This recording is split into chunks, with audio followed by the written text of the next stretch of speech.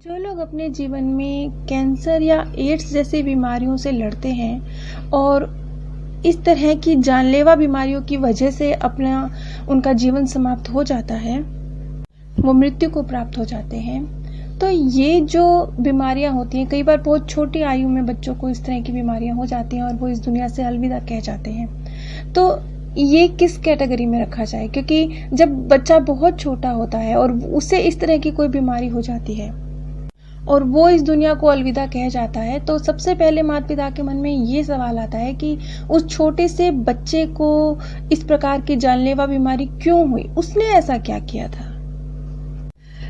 इस वीडियो की शुरुआत करने से पहले मैं एक बहुत छोटी सी बात कहना चाहूंगी कि हमें हमेशा अध्यात्म में प्यार का महत्व समझाया जाता है कि आप सबसे प्रेम करें, दूसरों को रिस्पेक्ट दें, अनकंडीशनली उन्हें स्वीकार करें, उन्हें प्यार दें। लेकिन किसी और को प्यार करने से पहले यही सब कुछ हमें खुद के लिए सीखने की जरूरत होती है। खुद को अनकंडीशनली लव करने की, हम जो हैं जैसे हैं प्रेम पूर्वक उसे स्वीकार करने की। पहले तो अपने ऊपर इस थ्योरी को लागू करने की जरूरत होती है। जब हम अपने आप से प्यार करते हैं, अपने आप को स्वीकार करते हैं, उसके बाद ये बाहर की तरफ बहता है, ये प्यार उसके बाद बाहर की तरफ जाता है। और इस प्रकार से जो बच्चे मृत्यु को प्राप्त होते हैं या जो व्यक्ति भी बड़ी आयु में भी जो व्यक्ति मृत्यु को प्राप्त होते हैं, ये जैसे कि हम जानते हैं कि आत्मा इस धरती पर आने से पहले ही अपने जीवन का लक्ष्य और उसे किस प्रकार से वो मृत्यु को प्राप्त होगी ये भी तय करके आती है। ये हमारी किस्मतों में लिखा हुआ होता है। और ये बात भी सही है कि जैसे मैंने पहले कई बार इस चीज को एक्सप्लेन किया है कि कदम कदम पे हम लोग कर्म भी कर रहे होते हैं, तो वो कर्म भी हमारी किस्मत के ऊपर असर डालते हैं। इस विषय पर डिटेल में मैं पहले कई वीडियोस में बता चुकी हूँ कि किस तरीके से कर्म हमारी किस्मत को बदलते हैं। तो यहाँ पर जैसे कि मैंने कहा कि किस प्रकार से मृत्यु होगी और कौन सा लेसन सीखना है, वो आत्मा पहले से डिसाइड करके आती है।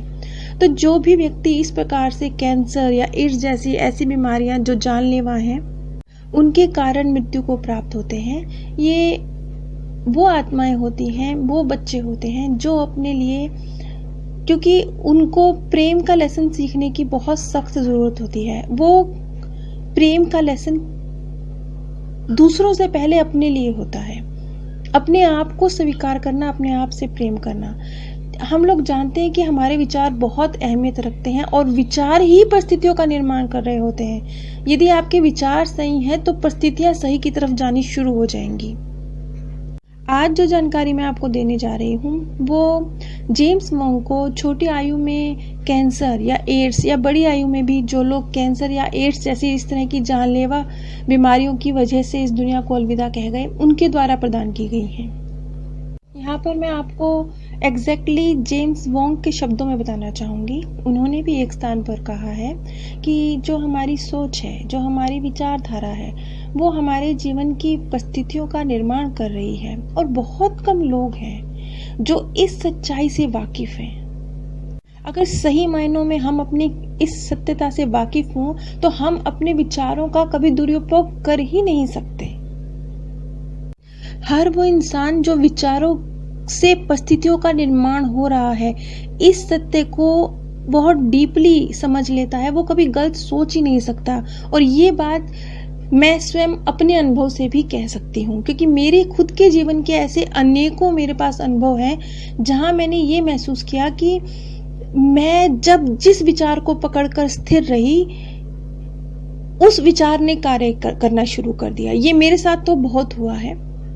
कम शब्दों में मैं कहूँ तो अगर हम बिना शर्त सबसे प्यार करना सीख जाएं तो कैंसर और एड्स जैसी ये जो जानलेवा बीमारियां हैं, जिनकी जड़ में प्रेम ही है, खुद से प्रेम नहीं करने का ही रीजन है जो कैंसर या एड्स जैसी बीमारी बनकर आया है या कोई भी जानलेवा बीमारी बनकर आया है। जो लोग प्रेम का लेसन सीख लेंगे और दूसरों से पहले खुद से प्रेम करना, उसके बाद फिर वो प्रेम बाहर की तरफ बहेगा, तो स्वाभाविक रूप से इन सभी बीमारियों का विनाश हो जाएगा, क्योंकि इनका निर्माण ही इसी वजह से हुआ था।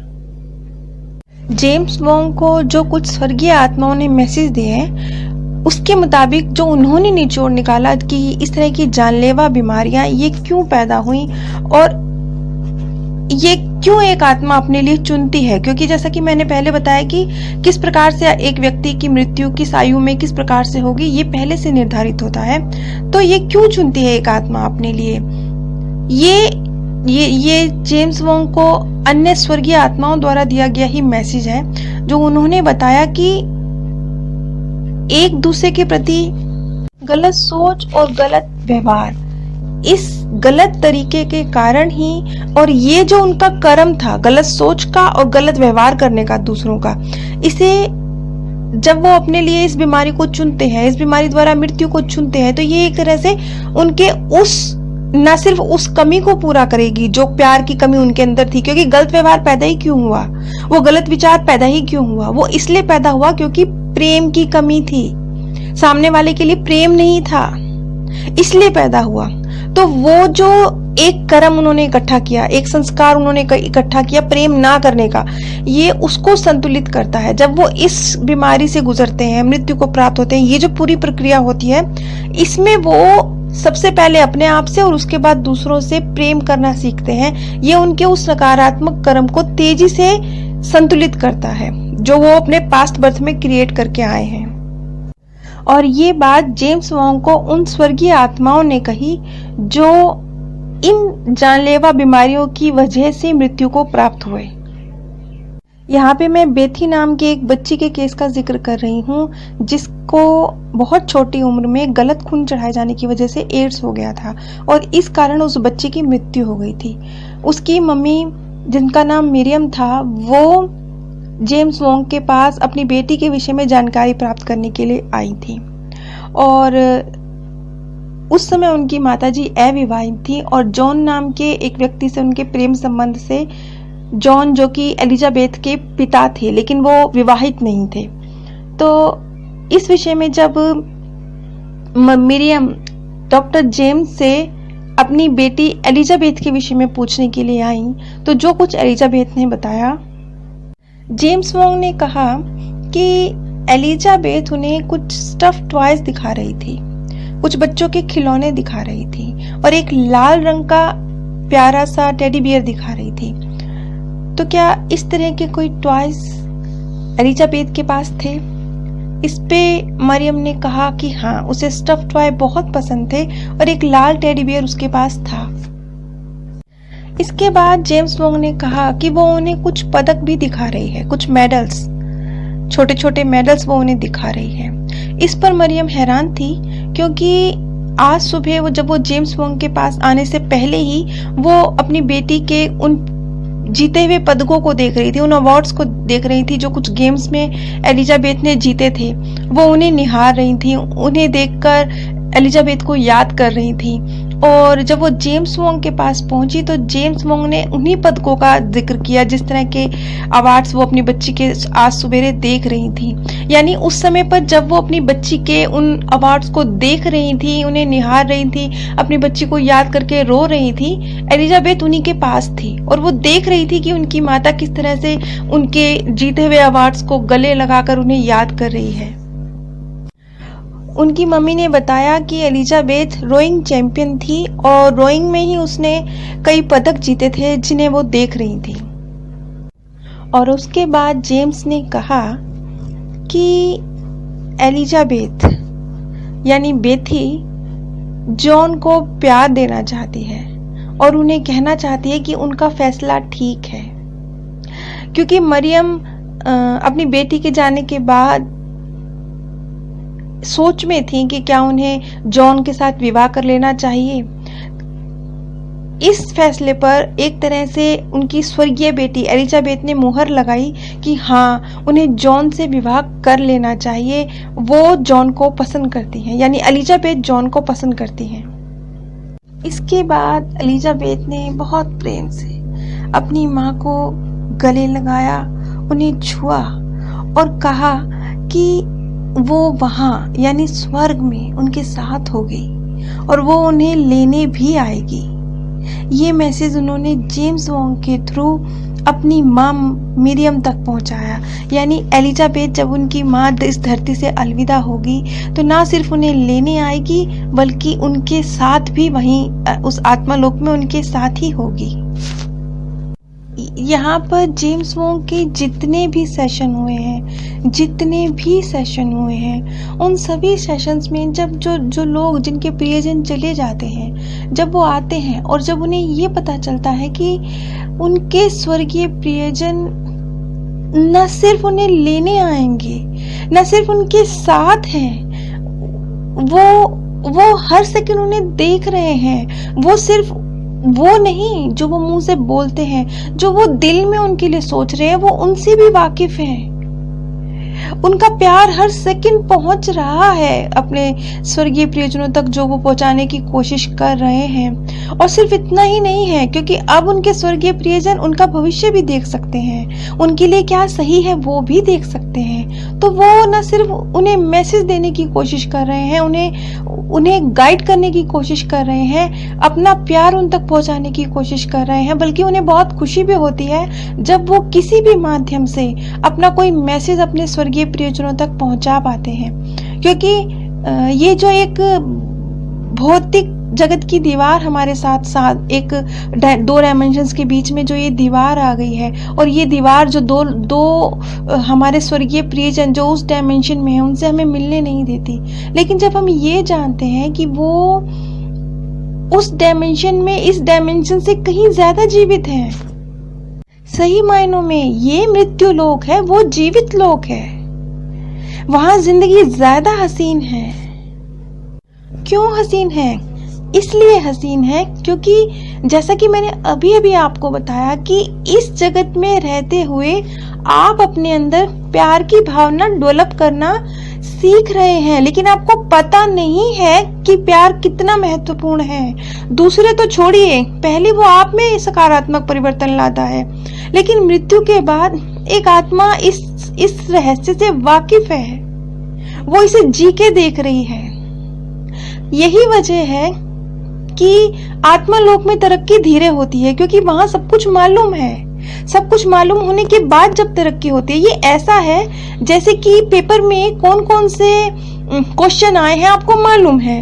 अब अगर आप उन क्वेश्चन के आंसर करते हैं तो आपको बहुत अच्छे नंबर नहीं मिलेंगे, लेकिन काउंट तो होगा, क्योंकि आपने अच्छा परफॉर्म किया, आपने आंसर दिया, तो आप तरक्की को तो प्राप्त करेंगे, लेकिन वो नंबर उतने महत्वपूर्ण नहीं रह जाएंगे, क्योंकि आपको क्वेश्चन तो सारे पता थे। इसी तरह से मृत्यु के बाद जब आपको ईश्वर की सारी सच्चाई पता है, जब आपको अपने सकारात्मक विचारों की सारी पावर पता है, जब आपको प्रेम की उस आनंद की खूबसूरती को जीवन से जीने के हुनर की सारी वो खासियतें जब आपको सब मालूम है, आपकी सोल की पावर आपको मालूम है, उसके बाद जब आप कोई लेसन सीखते हैं तो उसकी अहमियत कम होगी। और इन सब से नावाकिफ होते हुए जब कोई लेसन आप सीखते हैं तो उसकी अहमियत ज्यादा होती है।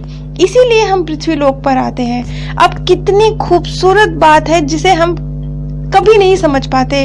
ये बातें हमें खुद उन लोगों ने बताई हैं जो इस दुनिया को एड्स और कैंसर जैसी बीमारियों की वजह से छोड़कर गए, क्योंकि जिस समय वो इन बीमारियों से जूझ रहे होंगे, एड्स या कैंसर जैसी बीमारियों से, उस समय तो उन्हें भी नहीं पता होगा कि ये बीमारी उन्हें क्यों हुई। लेकिन इस प्रोसेस से, जब वो इस प्रोसेस से गुजरे, इस बीमारी से गुजरे, तो उन्हें अपने आप को प्यार करने की अहमियत समझ आई, और इसके बाद वो प्यार बाहर की तरफ बहा।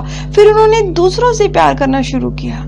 ये एक झटके में आत्मा ने अपने लिए बहुत ऊंचा जंप लगाना है, इसलिए उसने अपने लिए इतनी डिफिकल्ट टास्क चुन ली। और सिर्फ उस आत्मा ने नहीं, जो आत्मा इस प्रकार से मृत्यु को प्राप्त हुई है, सिर्फ उस आत्मा ने नहीं, जब आप लोगों ने आत्मा लोक में अपने जीवन उनके साथ डिसाइड किए होंगे, उस समय आपने भी ये डिसाइड किया होगा कि मैं भी आपका प्रियजन बन के आऊंगा, और जब आप इस बीमारी से गुजरेंगे तो इस प्रोसेस में आप भी कुछ सीखेंगे। ये आप सीख ही तो रहे हैं, तभी तो आप इस चैनल तक हैं, तभी तो आपको समझ आ रहा है कि ये बीमारी क्यों हुई, क्या सिखाने के लिए हुई, क्या सच है, क्या मृत्यु के बाद भी काउंट होने वाला है। क्या ये छोटी सी जंप है? क्या ये मामूली सी जंप है? जो पेपर आसान होगा उससे सीख भी तो कुछ बहुत आसान ही मिलती होगी। अगर मुश्किल टास्क चुना है तो जब आप इस पेपर को क्लियर करेंगे तो आप फिर कितनी ऊंची पोजीशन को पाएंगे वो भी फिर आप ही जानते हैं कि वो किन बुलंदियों को आप हाथ लगाएंगे। अब आप समझ गए होंगे कि क्यों एक आत्मा अपने लिए इस तरह की जानलेवा बीमारियों को चुन लेती है। आप सभी पर परमात्म सौंदर्य, प्रेम और आनंद सदैव बरसता रहे। आप सभी दिव्य परम धाम में स्थान प्राप्त करें। आप सभी पर परमात्म सौंदर्य, प्रेम और आनंद सदैव बरसता रहे। आप सभी दिव्य परम धाम में स्थान प्राप्त करें।